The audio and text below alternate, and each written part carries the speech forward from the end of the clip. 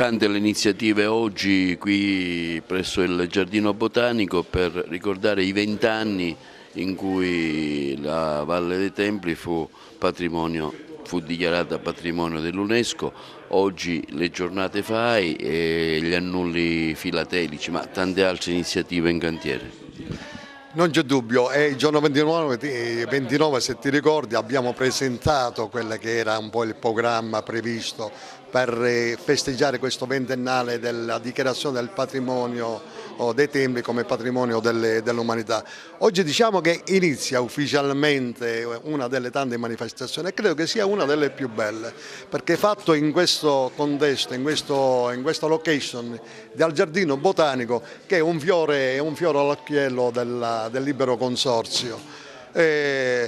Oggi stiamo provvedendo e si è provveduto già ad annullare, ecco, a fare l'annullo filatelico appunto per ricordare questo evento. Qua ci troviamo nell'aula Aldo Moro, l'abbiamo dedicato il mese scorso con una bellissima cerimonia e ci troviamo in questo contesto dove si può ammirare, ecco, andando più avanti, un grande plastico di 3 metri per 4 raffigurante la città di Agrigento con a valle la stupenda Valle dei Templi con i suoi templi dorici e poi il nostro mare africano tanto caro a Pirandello.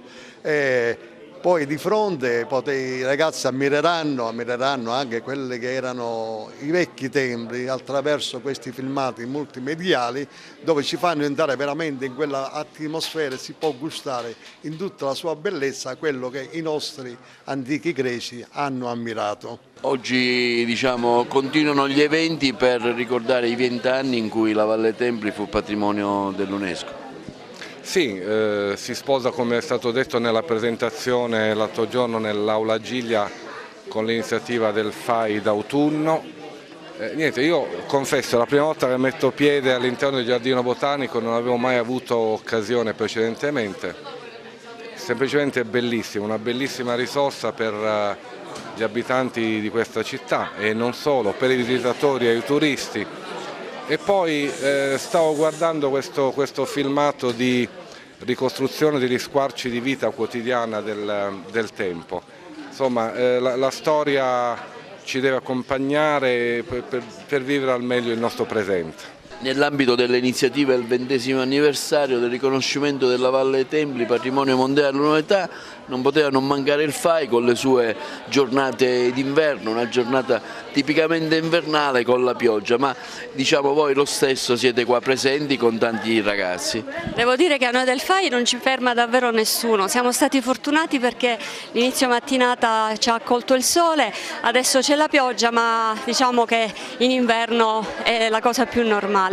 È stata una bellissima esperienza e una giornata importante per noi del FAI questa, innanzitutto perché abbiamo dedicato questa mattinata FAI d'inverno alla nostra amica che purtroppo non c'è più da qualche mese, Virginia Bellomo, che è stata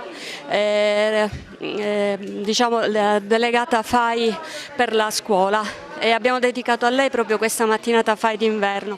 Importante anche perché è la nostra prima esperienza come mattinata FAI d'inverno, una grandissima affluenza, hanno partecipato come ciceroni i ragazzi del liceo scientifico Leonardo e il liceo scientifico Majorana che ha suonato dei pezzi straordinari. Ringraziamo tutti e anche con la pioggia vi aspettiamo lo stesso.